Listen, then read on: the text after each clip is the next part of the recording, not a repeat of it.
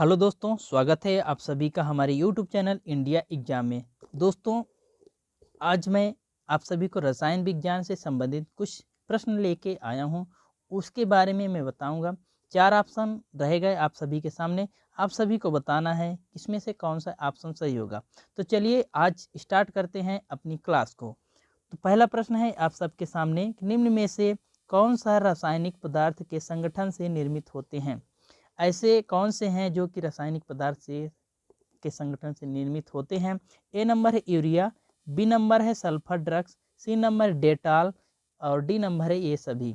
तो यूरिया हो गया, सल्फर ड्रग्स हो गया, डेटॉल हो गया, ये सभी क्या हैं, रासायनिक पदार्थ हैं। तीनों के तीनों क्या है, रासायनिक पदार्थ। इसलिए डी नंबर इसका सही जवाब हो जाएगा, यानी कि ये सभी क्या हैं, रासायनिक पदार्थ हैं। चलिए अगले प्रश्न पर चलते हैं। अगला प्रश्न क्या पूछा गया है। दूसरा नंबर प्रश्न है कि निम्न में से कार्बनिक यौगिक है। निम्न में से कार्बनिक यौगिक है। A number CO2, B number CH2, C number CH4, D number SO2। तो इसमें कौन सा कार्बनिक यौगिक है, हमको पहचानना है कि कौन सा कार्बनिक यौगिक है।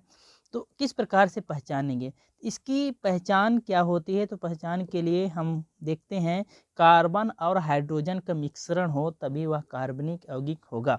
इसके अलावा वह कार्बनिक यौगिक नहीं है ना। यानी कि हाइड्रोकार्बन कौन है, कार्बनिक यौगिक कौन है, जिसमें कार्बन और हाइड्रोजन का मिश्रण हो। ठीक है, ये इधर वाले जो है CO2 और CH2 और SO2, ये सभी क्या हैं, ये तीनों के तीनों क्या हैं, अन्य कार्बन के अलावा अन्य से जुड़े हुए हैं। ठीक है, हेट्रोकार्बन माने तो ऐसा है। इसलिए CH4 इसका सही जवाब हो जाएगा। ये CH4 जो है एग्जैक्ट कार्बनिक यौगिक है। ठीक है, यानी इसका सी नंबर इसका सही जवाब हो जाएगा। चलिए अगले प्रश्न पर क्या पूछा गया है, अगला प्रश्न देखते हैं। तीसरा है आदर्श गैस व्यवहार है। एक आदर्श गैस व्यवहार एक क्या है, परीक्षण है कि प्राकृतिक नियम है, परिकल्पना है, या कि ये सभी है। आदर्श गैस व्यवहार क्या है, तो आदर्श गैस व्यवहार का सी नंबर सही जवाब हो जाएगा। यानी एक क्या है, एक परिकल्पना है। आदर्श गैस एक परिकल्पना है। चलिए अगला प्रश्न देखते हैं। अगला प्रश्न क्या पूछा गया है, थोड़ा सा छोटा कर लेते हैं। इसमें है कि एक मिनट, रासायनिक अभिक्रियाएं जिन नियमों एवं परिस्थितियों पर आधारित है उनका अध्ययन किया जाता है रसायन शास्त्र की किस शाखा में। यानी ऐसी रासायनिक अभिक्रियाएं जिनमें नियमों और परिस्थितियों पर आधारित हो, जो कि नियम और परिस्थिति पर आधारित हो, ऐसी रासायनिक अभिक्रियाएं क्या कहलाती हैं। तो अकार्बनिक रसायन, वैश्लेषिक रसायन, कार्बनिक रसायन और भौतिक रसायन, है ना। यानी कि जो रासायनिक अभिक्रियाएं हैं, अभिक्रियाएं किस नियम पर आधारित होंगी, किसके नियम पर आधारित होंगी, नियमों एवं परिस्थितियों पर आधारित होंगी। तो अगर किसी नियम एवं परिस्थितियों पर आधारित होता है तो उस प्रकार का अध्ययन रसायन विज्ञान की किस शाखा में होगा।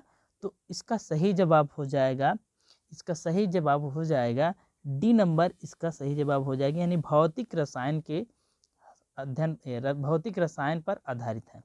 ठीक है, यानी जो अभिक्रियाएं हैं तो किस शास्त्र के अंतर्गत होगी, भौतिक रसायन शास्त्र के अंतर्गत होगी। ठीक है, चलिए अगला प्रश्न पूछा गया है। अगला प्रश्न थोड़ा सा बड़ा कर लेते हैं। पूछा गया BHC का पूरा नाम है। BHC का पूरा नाम क्या है। ए नंबर है benzene hydrochloride, B number benzene hydrocarbonate, C number benzene hydroxy carbonate, D number है बेंजीन हेक्साक्लोराइड। तो BHC का पूरा नाम क्या है, यहाँ पर आप सभी को देखना है और बताना है कि BHC का पूरा नाम क्या हो सकता है। तो डी नंबर इसका सही जवाब हो जाएगा बेंजीन हेक्साक्लोराइड। बेंजीन हेक्साक्लोराइड इसका सही नाम हो जाएगा। हेक्सा से मतलब होता है 6, क्लोराइड से मतलब होता है 6। तो अगर हम बात करें बेंजीन हेक्साक्लोराइड, तो बेंजीन भी है यानी C6, और हेक्सा या 6 और Cl6। ठीक है, यानी बेंजीन का सूत्र हो गया C6 या 6 और Cl6। ये है बेंजीन हेक्साक्लोराइड। हेक्सा का मीन्स 6 होता है, यानी 6 होता है। ठीक है, चलिए अगला प्रश्न क्या पूछा गया है, आप सभी को देखना है और बताना है इसका आंसर। केमिस्ट्री की उत्पत्ति कीमिया शब्द से हुई है, जो कि प्राचीन नाम है। प्राचीन किसका नाम है, कीमिया शब्द। केमिस्ट्री की जो उत्पत्ति हुई है एक कीमिया शब्द से हुई है, तो कीमिया का प्राचीन जो नाम है कहाँ से लिया गया है? चीन से है, भारत से है, अमेरिका से है, मिस्र से है। तो इसका सही जवाब क्या होगा? इसका सही जवाब डी नंबर होगा, यानी मिस्र से लिया गया है। जो केमिस्ट्री की उत्पत्ति, कीमिया शब्द की उत्पत्ति हुई है, तो वह कहाँ की है? मिस्र की है। ठीक है, मिस्र। चलिए देखेंगे अगला प्रश्न क्या पूछा गया है। अगला प्रश्न है, पौधों को कीटाणुओं व रोगों से बचाता है। तो कौन ऐसा है जो पौधों को कीटाणुओं और रोगों से दोनों से बचाता है? ए नंबर है chlorine, B number DDT, C number chloroform, D number ether. तो ऐसा कौन सा है जो कि कीटाणुओं और रोगों से दोनों से बचाता है, पौधों को बचा लेता है? तो इसका सही जवाब क्या हो जाएगा? 7वां का सही जवाब हो जाएगा बी नंबर, इसका डीडीटी सही जवाब हो जाएगा। जो डीडीटी है पौधों को कीटाणुओं और रोगों से बचाता है। ठीक है, चलिए नेक्स्ट देखेंगे अगला प्रश्न क्या पूछा गया है। अगला प्रश्न है, रसायन विज्ञान का एग्जाम सर्वप्रथम किस देश में हुआ था? यानी रसायन विज्ञान जो केमिस्ट्री के एग्जाम है यह किस देश में हुआ था सबसे पहले? तो सबसे पहले किस देश में हुआ था आप सभी को बताना है। ए नंबर है चीन, यूनान, बी नंबर है मिस्र, अरब, सी नंबर है अमेरिका, इंग्लैंड, और डी नंबर भारत और चीन। इसका सही जवाब क्या हो सकता है? तो सही जवाब जो इसका हो जाएगा मिस्र और अरब। मिस्र और अरब ये दो ऐसे देश हैं जिनमें सर्वप्रथम रसायन विज्ञान का एग्जाम प्राप्त हुआ था।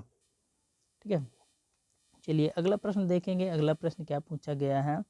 अगला प्रश्न पूछा गया है, निम्न में से रसायन विज्ञान की प्रमुख शाखा है।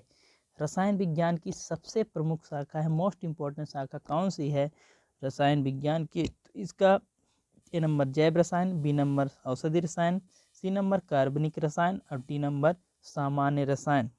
इसका सही जवाब हो जाएगा सी नंबर, इसका सही जवाब हो जाएगा, क्योंकि कार्बनिक रसायन जो है रसायन विज्ञान की एक प्रमुख शाखा है। कार्बनिक रसायन पर सभी विज्ञान आधारित है, यानी कार्बनिक रसायन इसकी प्रमुख शाखा है। चलिए अगला प्रश्न देखेंगे क्या पूछा गया है। अगला प्रश्न तो 10वां नंबर है, निम्न में से जर्मनाशी है। जर्मनाशी कौन सा है? ए नंबर है क्लोरोबेंजीन, बी नंबर है Dettol, C number A B दोनों, और डी नंबर इनमें से कोई नहीं। तो इसका सही जवाब क्या हो जाएगा? जर्मनाशी क्या हो सकता है? तो जर्मनाशी अगर हम देखेंगे तो जर्मनाशी इसका सही जवाब हो जाएगा 10वां का सी नंबर सही जवाब हो जाएगा, यानी क्लोरोबेंजीन भी है और डेटॉल भी है, दोनों के दोनों जो है जर्मनाशी हैं, ये क्लोरोबेंजीन और डेटॉल।